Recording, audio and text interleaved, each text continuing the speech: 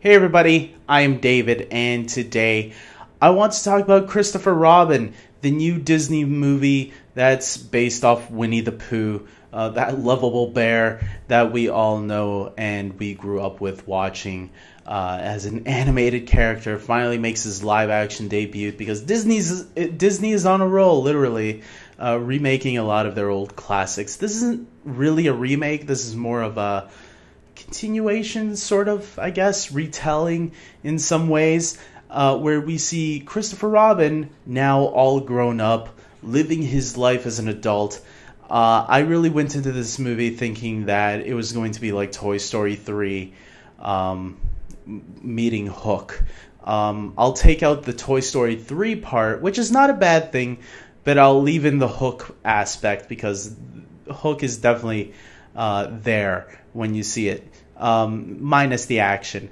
This is the lovable bear with his friends that we all know. You know, that is to me the moments when this movie shines, is when we get to see Winnie the Pooh and Tigger and Eeyore and Piglet and all the other ones that are there in the 100-acre woods.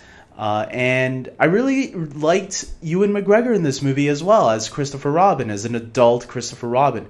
We get to see little glimpses of his childhood in the beginning, but then the majority of the movie is obviously him as an adult. Haley Atwell, who people might remember as Agent Carter, Peggy Carter from the Captain America the First Avenger, as well as the Agent Carter TV series. She has a minor role. I'm not going to say it's minor, but she has a supporting role. She does, you know, and it's not that big. I was kind of hoping she would be a little bit more involved because she's such a great actress. But I'll take what I can get from her in this movie. So it was satisfying enough. For the most part, I think this movie is what you're going in expecting. Someone who used to be in touch with his childhood kind of lost it and has to get reconnected to that childhood again. So it's that kind of story we've seen before, just done with these lovable characters. And I'm going to say, I think there were a lot of really nice laughs throughout this movie, and at least my audience was enjoying it. I'm not going to say it's the funniest movie of the year, but there are some funny moments and some adorable moments that I think will get people their hearts melting a little bit. There's some fun, joyful things in this movie, and I think sometimes we could use a little bit of that. Not everything has to be about big explosions, action, and stuff like that. Sometimes we can use these smaller movies to fill our needs, and I feel like Pooh Bear and Friends kind of reconnects us to our childhood in many ways, because I did find myself having a great time, and I think a lot of other people will too, especially those that grew up with Winnie the Pooh. You know, I watched the animated film when I was a kid, as well as the TV series I remember being on. Jim Cummings, that was one of the great things about this movie, is that they got Jim Cummings back to do the voice of Winnie the Pooh. And it sounded like he was doing the voice of Tigger as well, because I know he used to do the voice of Tigger. It sounded like his Tigger anyway. So, but then again, there's a lot of good impressionists out there, who knows.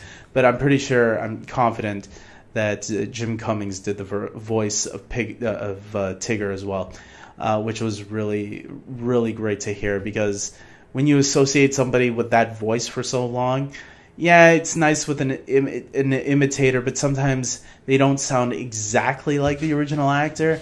With the original actor, I should rephrase that, because Jim Cummings was actually not the original voice actor for Winnie the Pooh. It was, I believe, Sterling Holloway. I believe the original actor was from 1977.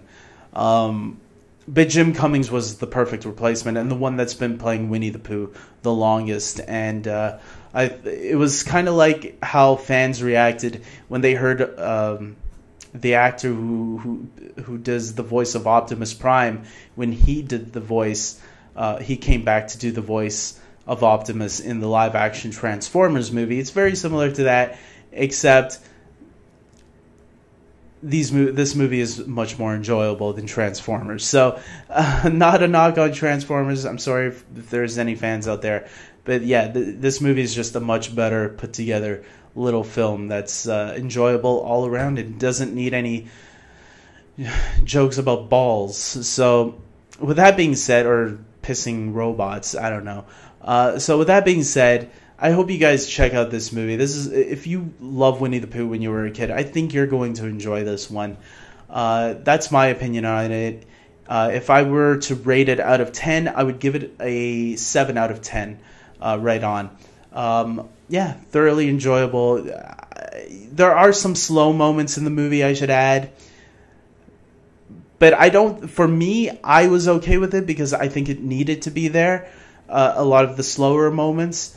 But if your kid has a short attention span, maybe they'll struggle a little bit. But after the first 20, 25 minutes, I would say, that's where the Winnie the Pooh characters that we know and love start to factor in more to the story. So just try to get them in there for the first 20 minutes. And if they can get through that, then I'm sure your kid will enjoy the rest of the movie. So with that being said, I hope you guys like this video. Please subscribe to my channel, especially if you are a huge Disney fan like myself. And until next time, take care.